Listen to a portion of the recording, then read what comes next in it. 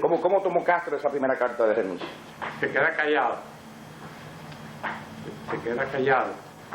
Pero él sabe que nos vamos a ver, porque yo tenía que ir periódicamente a La Habana a reunirme con él, así estaba establecido, ¿no? De manera que él sabe que nos vamos a ver. Entonces no hubo reacción, entonces ahí es que no envía la segunda carta. No. ¿Cómo envía la segunda carta? No, la segunda carta es en octubre, media muchísimo tiempo. No, nosotros hablamos de julio a octubre. Sí. Él no le da mucho interés a esa carta de renuncia. No, espérate, yo te voy a contestar. Sí, le da interés. Sí. Entonces, él se queda callado. Viene el 26 de julio. En la carta, creo que es antes del 26 de julio, me parece que es el 19 de julio. A raíz de la renuncia de Urrutia, del escándalo del presidente Urrutia, que yo conocí en detalle, y que es uno de los motivos que yo tengo. Yo sabía que Urrutia él lo tenía como preso, como rey, y le arma el escándalo. Entonces, pues, viene el 26 de julio, por esos días yo estaba con gripe, no obstante, estaba trabajando, ¿no? Pero no me movía de mi puesto, del campamento de Camagüey. Los campesinos estaban pasando para La Habana, hubo una movilización ese primer 26 de julio formidable. De Cuba entera pasaron campesinos para La Habana, el Pinar del Río, y en Camagüey, pues todos los de Oriente y los del propio Camagüey iban por allí. Yo tenía que involucrarme dándole apoyo a esa gente, logístico, facilitar gasolina, autobuses, viajes para el tren. Y el día 26 de julio, a pesar de que tenía gripe, a mí se me ocurrió coger y ir, y yo, pues un día grande, y yo enfermo aquí con gripe en la casa. Pero como había mandado mi renuncia, estaba diciendo, pero es un contrasentido que yo ahora me aparezca en el festejo del movimiento del día grande, el primer 26 de julio en el poder, y yo acabo de renunciar, y Fidel no me ha dicho nada en mi carta. Entonces, bueno, pues, yo diría que venció más venció la pasión del revolucionario, del luchador, que la del político que está reflexivo, analizando la situación aquella un poquito compleja. Llamo al jefe de la base aérea desde mi casa y oye, el capitán Cárdenas, oye, ¿qué posibilidad hay de que tú y yo nos vayamos en un avión de la Fuerza Aérea rápido para La Habana para llegar a tiempo y estar allí en el acto ese? Y dice, todas las posibilidades, véngase para acá, y en hora y media, yo mismo piloteo el avión y estamos en La Habana. Antes de una hora creo que me dijo, estamos en La Habana, un avión de rápido, ¿no? Estamos en La Habana, y así lo hice, y nos fuimos, nos tiramos en la base aérea, y entonces fuimos para allá, ya tenemos organizado todo. Sí, bueno, entonces... Sí, la segunda carta, ¿cuándo la envía? Pero la segunda carta es en octubre. Sí, pero el objetivo no, el objetivo, hay detalles, estas cosas están en su libro, ya hay algunos detalles que todavía yo no lo tengo claro y es a lo que quiero llegar. Bueno, pero ¿y por qué no me debe decir esto? Bueno, ok. A raíz, al terminar el acto, él sabe que yo he renunciado, al terminar el acto dice, mañana nos vemos en el Hotel Hilton, en el departamento, y discutimos tu situación. Pero me dice, tú no puedes irte, ya está, ¿no? Y efectivamente el otro día conversamos, discutimos, y entonces y yo le digo, sí, pues yo no voy, pero yo voy a esperar un tiempo más, pero yo definitivamente me separo si esto sigue así. Entonces, pero lo que hay es un compás de espera. Por eso en octubre, cuando yo mando mi segunda carta, ya es con carácter irrevocable, porque ya han pasado varias cosas, he hecho varios intentos con él de persuadirlo, y aquello sigue torcido, ¿no? Entonces ya esta otra carta, pues ya. Pero no pasó por su mente más que una renuncia a hacer una especie de acción para evitar aquello. ¿Qué objetivo perseguía con la renuncia? No se podía hacer nada. Es imposible cualquier intento de acción. ¿Por qué? Porque Fidel es el líder aplaudido del pueblo de Cuba, que se ha fanatizado con él. Y cualquier intento en contra del curso que él le imprime a la revolución hubiera sido un reto terrible. Es decir, si se inventa cualquier cosa, pues, y eso es lo que yo traté de hacer. ¿Qué podemos hacer? Conversa con Manolo Fernández, que es un tipo revolucionario íntegro, conversa con el otro. ¿Qué podemos hacer? Y bueno, yo vengo discutiendo con Fidel y y hemos ido con los coordinadores del movimiento 26 de julio. Lo único que a mí se me ocurre aquí es una serie de renuncias, no simultáneas, porque va a aparecer una conjura, pero una serie de renuncias sucesivas. Cuando menos el pueblo se enteraría que está pasando algo grave, que es lo que yo intento ya a la desesperada, cuando veo que no se puede concertar nada, porque todo el mundo oye, dice, si hay una renuncia, si así, si esa, Fidel nos va a querer fusilar, si esto, lo otro. Entonces, el miedo lógico y humano, ¿no? Hasta que yo digo, bueno, yo sí no me comprometo a seguir aquí en contra de mis principios, de mis convicciones. Yo creo que aquí hay una traición, pero si yo me plego a esa traición, yo no solamente estoy traicionando el proceso, me estoy traicionando a mí mismo. Y por lo menos yo voy a renunciar. Ya en los últimos días, los días previos a mi renuncia, ya yo me doy cuenta que la gente hasta teme sin encontrarse conmigo. Los propios que estábamos ahí, pues ya este hombre está quemado. Bueno, el día que renuncie nos van a involucrar, ¿no? Es lo cierto, pero no tenía otra alternativa. Yo incluso estaba consciente que me podrían fusilar, pero eso no me importaba. Estaba obligado moralmente a no prestarme a una conjura en contra del destino de mi país. Hay un elemento que queremos volver otra vez no volver al punto de partida, sino tocar esto que a veces no queda bien claro. ¿Cuáles son los elementos que a su juicio le dan la idea de que Camilo fue asesinado cuando lo mandan después que regresa de su visión que no fructificó en definitiva, no pudo llevarlo de arresto? Explíquenos eso, cómo es que él se va solo. ¿Quién lo llevó arrestado? Ahí lo arrestan. Bueno, explíquenos. A mí me llevan arrestado para La Habana el día 21 de octubre, cuando pero no Camilo personalmente. No, Ramiro Valdés. Ramiro Valdés con otros oficiales de mi... ¿Pero cuándo fue eso? El propio día 21 de octubre. Es decir, Camilo va con Camilo me arresta y queda momentáneamente al frente del regimiento en Camagüey, ese día quedé en Camagüey. Pero ese día ocurren varias cosas, en las cuales yo veo que Camilo ya ha quemado su posición como uno de los comandantes de la élite revolucionaria. Camilo la quema, la destruye, porque él tiene un enfrentamiento con Fidel, un enfrentamiento a través del hilo telefónico. Camilo está a mi lado y Fidel está en la oficina de la reforma agraria. ¿En Camagüey? No, en Camagüey.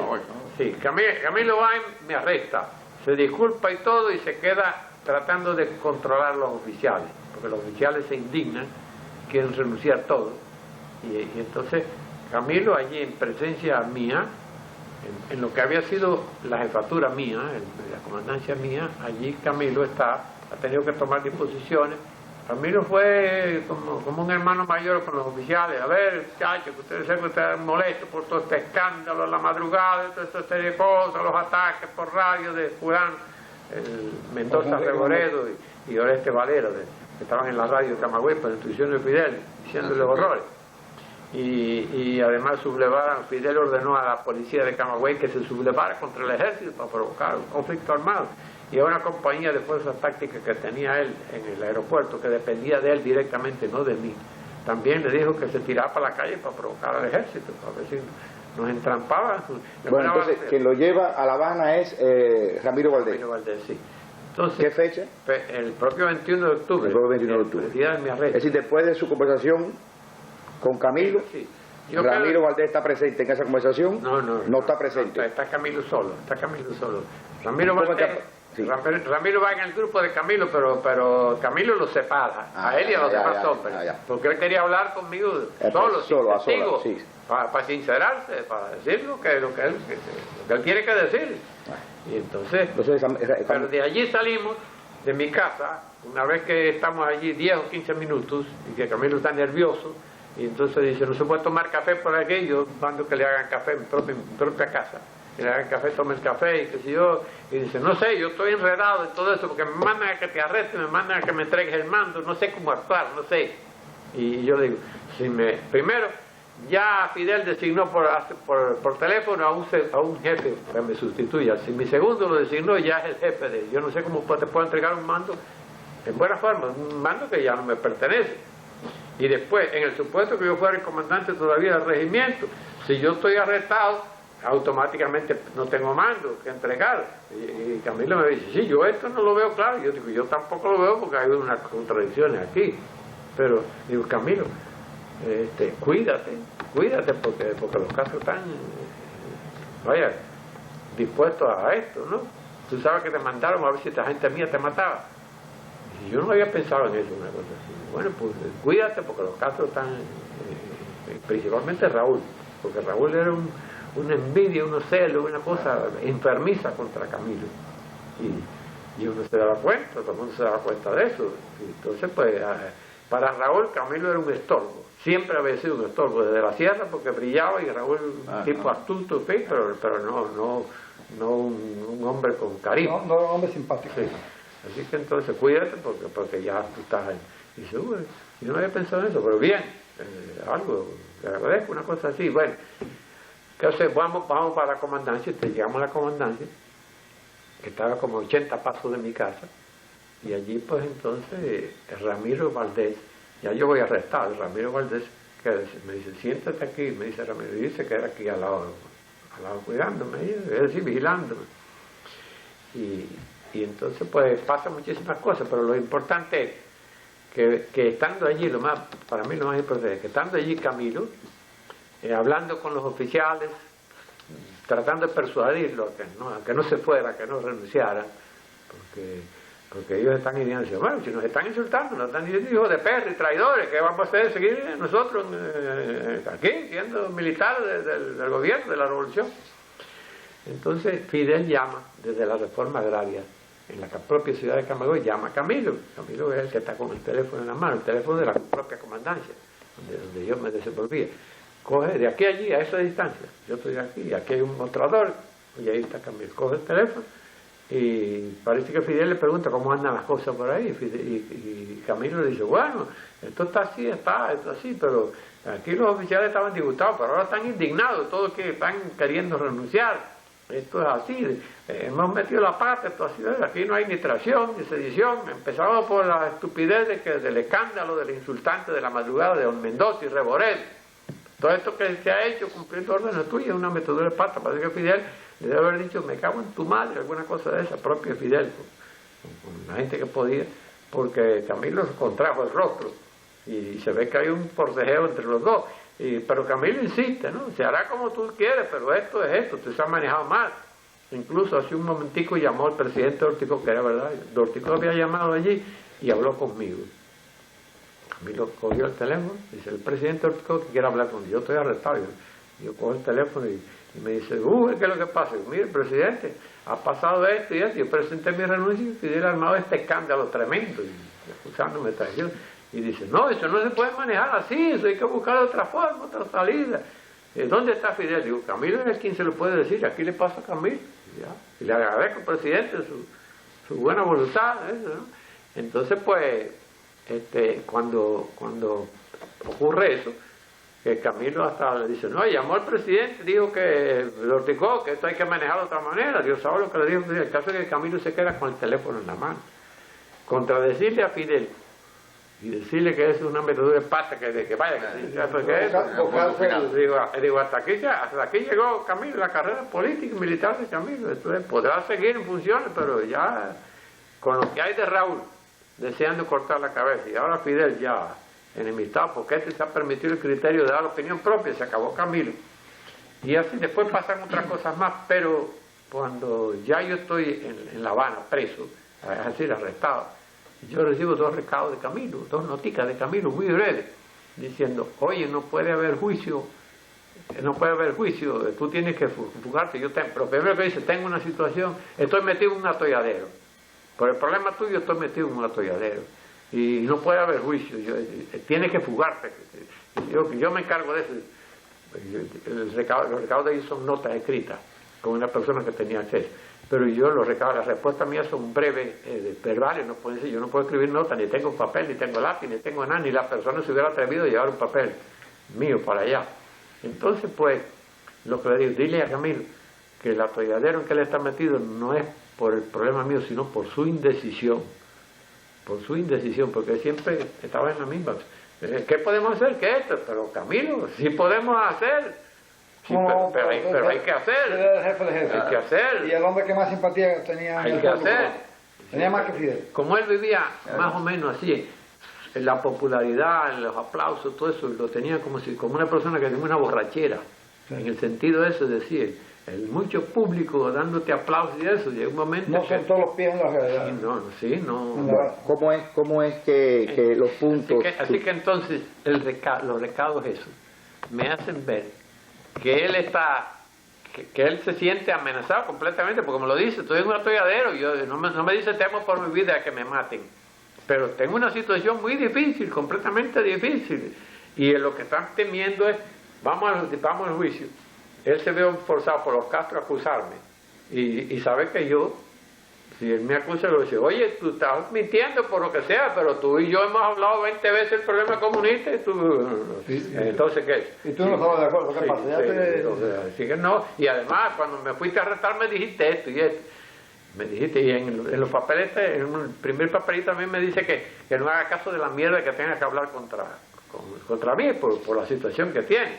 Así que si después hay juicio, y pues entonces él sabe que él me conoce, sabe que yo no voy a andar con rodeos, si tengo que encararme se lo digo, porque no por valentía, sino por principio. Entonces en esa situación lo desaparecen, con ninguna duda de que los Castro lo mataron. Además, en un plano de, digamos, de razonamientos elementalmente lógicos, un avión en ruta de Camagüey a La Habana no se puede perder sin dejar huellas, como un avión que vaya en ruta de Orlando a Tallahassee, no se puede desaparecer sin dejar huellas. Que hubo una tormenta, que dice, el piloto ese había volado conmigo, teniente Pareña, piloto profesional, para cambiar su ruta tiene que pedir autorización a la base y hay constancia, me aparto de la ruta por esto y esto y esto, no aparece mensaje, no aparece... Lo mataron, ¿cómo lo mataron? Yo no puedo afirmar. Horta dice lo mataron de esta manera y todo. Es responsabilidad de Horta su afirmación. De lo que sí estoy convencido es de que lo asesinaron, y que lo asesinaron por razones políticas. Una, para cargarme a mí la muerte de él como factor indirecto, responsable de la muerte de Camilo, el personaje más simpático de la revolución, murió por la culpa del problema de Hugo de Mato. Y otra, para eliminarlo a él. Las dos cosas son importantes, pero para Raúl, para satisfacer su envidia y quitarse un adversario político, porque Raúl seguramente Raúl es un hombre muy calculador, y seguramente se estuvo planteando, mientras Fidel sea el jefe y yo soy el segundo, pero desaparecido Fidel, las ventajas están de Camilo. Claro, totalmente. Completamente. Exacto. Yo tengo otra pregunta. ¿Cómo es que el comandante Hugo Matos se deja arrestar? Bueno, porque yo no soy un sublevado. ¿Había alguna esperanza después de las tantas discusiones con Castro, que usted sabía que no había modo de entenderse con él? No. Yo no sé. Tenía un ejército usted a su favor, que lo defendían ciegamente, y lo que usted hubiera dicho allí en ese momento, su ejército lo hubiera seguido. Porque yo no soy un sublevado, yo no soy un individuo insubordinado. Yo soy un miembro de la cúpula revolucionaria, un luchador que ha planteado reiteradamente la necesidad de salvar la revolución, de salvar el programa original de la revolución. Y cuando yo veo que está en peligro de perderse, y que no podemos concertar algún tipo de protesta colectiva de varias renuncias sucesivas, en fin, de hacer algo, yo digo, al menos con mi renuncia yo asumo la responsabilidad de defender lo mío y de desentenderme de lo que venga luego. Es decir, ya eso queda para la historia. Si me fusilan, si esto, si lo otro, pues yo salvo, pierdo mi vida, pero yo salvo mi honor como revolucionario y he cumplido con mi deber, con mi país, con mi sociedad. Y además, esta renuncia por uno de los líderes del proceso insurreccional, esto será de alguna forma una alerta para el pueblo. Aquí está pasando algo serio, lo menos que puede entenderse como una alerta para el pueblo. Por eso es que el día de mi renuncia va un capitán que se había licenciado unos días antes y decirme, ya cuando está el escándalo y ya Fidel está diciendo que yo voy armando una turba para venir supuestamente a arrastrarme. Entonces un capitán me decía, comandante, tengo a unos minutos de aquí, donde estamos, un avión con el motor encendido y el piloto esperando. Vamos, un hombre en esta situación no espera que lo agarren y lo arrastren. Lo menos que puede pasar es que lo fusilen, pero yo creo que es algo peor, que ustedes lo van a arrastrar a la muchedumbre, que las turbas. Y yo digo, yo te doy las gracias, pero yo no me voy. El hombre en mi situación, si yo me voy sería un desertor, y yo no soy un desertor, yo soy un luchador que está defendiendo sus razones, sus convicciones. Usted demostró siempre ser en el combate un hombre de acción. ¿Por qué dejó la acción a un lado y se fue por esta vía de efecto, vamos a decir, si se quiere decirlo, político, ¿contra quién por su renuncia? Es que alzarse o actuar en contra del poder revolucionario en algún momento no solo era un suicidio, sino que era asumir el riesgo de que la historia te condene por ambicioso. Porque es que yo tengo en mi conciencia los elementos de la traición que se está gestando, pero yo no le puedo presentar al pueblo esos elementos de una manera convincente, sino desde adentro lo que estoy viendo. Es una percepción. Sí. Entonces, ¿qué voy a hacer? Pero había alguna esperanza en el fondo de poder dejarse arrestar para poder, qué sé yo, en un posible juicio poder manifestar ideas. ¿Usted pensó en algún momento eso, que podía resolver algo primero con su renuncia y luego con ese hecho de dejarse arrestar? Yo digo que hay una última esperanza en el gesto mío, pero la última esperanza, y eso lo consagro en una declaración que improviso en la radio esa mañana, donde yo veo que están preparando para mi muerte, preparando el escenario para o fusilarme en el campamento o arrastrarme por la turba de Fidel organizada. Yo lo que digo es, Fidel, salvemos la revolución. Les dejo el mensaje grabado. Salvemos la revolución. Es decir, que hay una apelación desesperada que se salve la revolución.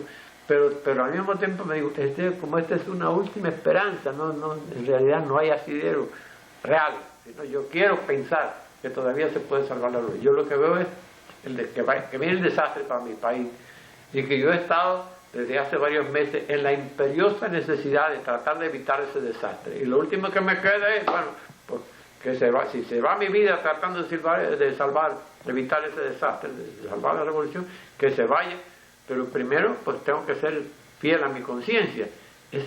No es que esté adornando la escena ni mi papel, es que es la convicción de un luchador que está consciente del peligro que viene. Pero ese peligro yo lo percibo, yo lo intuyo, pero no lo sabe la multitud. Hay un hecho que yo recojo en mi libro con relación a su juicio. Y yo, de la forma en que Castro declara en su juicio, y ya con los antecedentes que usted había vivido en la prisión, cuando dice en una carta esto, que nosotros pensábamos que íbamos hacia una dictadura, si es que no le estamos viviendo ya. En este razonamiento, en este capítulo del libro donde yo hablo de este hecho de su juicio, donde Castro decía y lo acusa ante los tribunales como que usted quiere hundir al país porque lo acusa de comunista, y que él dice ante el pueblo del que él no es comunista, y él dice una frase: ¿cuándo ha visto nadie que aquí se le niegue la verdad al pueblo? Nosotros decimos la verdad, nosotros no somos comunistas. Yo en mi libro lo califico a Castro, por este ejemplo que yo pongo y por otros más, como el mayor cínico de la historia. ¿Qué nos puede decir con relación a eso? Propiamente, yo creo que no hay farsante más carente de valores éticos a lo largo de la historia que Fidel Castro. Estudiando, yo era profesor de historia, estudiando los personajes de la historia, desde los más distantes, ¿sabes?, que registra la especie humana, yo no encuentro un personaje que alcance los niveles rastreros de Fidel Castro en esto de inventar una mentira, de destruir una verdad vistiéndola con todos los colores de la mentira, y a la inversa, de coger la mentira y elaborarla con todos los matices de la verdad. Es decir, es un sujeto completo, con un inmenso vacío ético, pero al mismo tiempo con una inteligencia para la maldad excepcional. Sí, eso es de verdad que ese personaje. Y me pregunto cómo es que los cubanos hemos tenido, qué crimen ha cometido nuestra gente a lo largo de nuestra historia, desde los tiempos de la colonia hasta nuestros días, para que nos cayera una calamidad como este hombre. Porque si los cubanos hubiéramos cogido al hombre con más capacidad para hacerle daño a nuestra nación, no habríamos acertado como acertamos con Fidel Castro. No solo es perverso, sino es un hombre con una mentalidad, digamos, con tantos recursos para actuar mal en función de sus apetitos, que no hay igual. Yo no encuentro. Y sobre todo para engañar, para buscar adictos, para que alguien confíe en su palabra y luego, por supuesto, sentirse traicionado.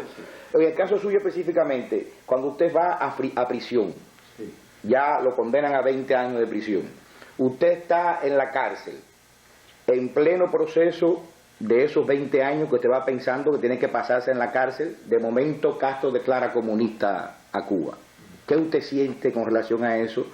¿Y qué posibilidad le da Castro o los tribunales en ese momento que lo juzgaron a usted de decir, bueno, mire, este hombre fue acusado por tratar de acusar a Castro de comunista y ahora resulta que por lo que lo acusamos a él lo metimos preso? El Castro lo declara ahora al pueblo y al mundo que él es comunista. ¿No hubo en usted una idea de poder lograr una amnistía, una revisión de causa para que por lo mismo que usted fue acusado como traidor por sus ideas anticomunistas, fuera un poco su carta para obtener la libertad?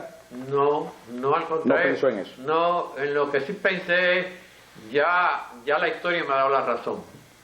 Ya los acontecimientos me han dado la razón de un modo contundente. Es decir, ya la acusación de traición que pesaba sobre mí, y todas las mentiras, toda la calumnia y toda la porquería que Castro volcó sobre mi persona y sobre mi nombre para poderme condenar a la pena de muerte y después no se atrevió, todo eso el propio Castro con sus hechos lo ha echado por tierra. Es decir, mi verdad salió a la luz, la historia me da la razón.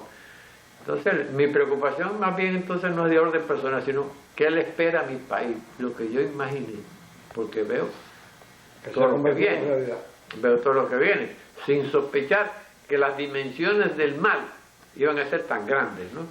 Porque yo pensé, si se entrega a la Unión Soviética, ya de hecho perdimos el gran mercado americano. Castro buscó la manera de que perdieran, pues, para integrarse en manos de la Unión Soviética se perdió con los americanos, y eso significó, no solo perdimos la cuota azucarera, sino perdimos nuestro principal socio comercial, perdimos todas las ventajas de estar aquí a 90 millas de esta nación. Con lo que viene para Cuba es pobreza, aventuras, etc. Y además la plena convicción, fíjate, desde esos tiempos, de que Castro no era comunista, no era un marxista filosóficamente hablando, porque yo estaba convencido de que Castro no es un marxista. Castro lo que es un ególatra, sí, un ambicioso con un ego de dimensiones infinitas, que lo único que ha querido es el poder para mí, con todos sus gajes, con todos sus disfrutes, y lo demás al carajo. Si Cuba se hunde, si Cuba se destruye, si nuestro país, después los hechos lo han demostrado, cuando la crisis de octubre, él quiso que Nikita Khrushchev empezara un ataque nuclear contra Estados Unidos. ¿Cuál habría sido la consecuencia para Cuba? Nos pulveriza, nos convierte en un desierto. Pero eso a él no le importa. Para Castro lo importante es él satisfacer su ego y acaso pasar a la historia como el enemigo más grande de Estados Unidos. Debe sentirse celoso ahora con Bin Laden, como antes debió sentirse con Saddam Hussein, porque ellos sí han retado a Estados Unidos y él ha terminado con las palabras. Y él no se ha atrevido a retarlo de frente. Sí. Es decir, es un hombre malvado, pero con una inteligencia genial. Porque él en el fondo, cuando se llega a la hora cero... La inteligencia del diablo. Sí. Ahora, yo no tengo la menor duda de que él en sus momentos de intimidad, es decir, en monólogo íntimo, Fidel Castro debe sentirse un frustrado, un desastre, porque cuando estábamos en la sierra, él A mí me aprovechó, me utilizó para su lucha guerrillera, pero también me acercó. Después de esos disgustos, de que yo lo paré de esa primera vez, ya él buscó la manera de acercarse para conocerme más y me hizo su hombre de confianza y quería tenerme al lado de él. Y en esas confesiones, si se quiere, pues yo pude ir descubriendo por dónde iban los hilos vamos a decir, la fantasía de Fidel Castro. A cada rato me hablaba de Bolívar. Tenía Bolívar. Antes de caer en prisión o estando en la prisión. Nunca se entrevistó en la sierra. Él nunca fue a ver la prisión. Ni mandó ningún emisario para que lo viera de parte de él. Sí, mandaba emisarios, pero a otra cosa. Yo estaba hablando de la sierra. Después del juicio, ya antes del juicio, desde el día 21 de octubre, desde mi arresto, ya nuestras relaciones se rompieron. Él sabe que conmigo lo que tiene es un adversario con todas las consecuencias al completo, ¿no? Sin preocuparme de esto ni de lo otro. Cuando estábamos en la tierra, antes de ser yo comandante, yo era capitán jefe de la guarnición del campamento central, del baluarte de la Plata.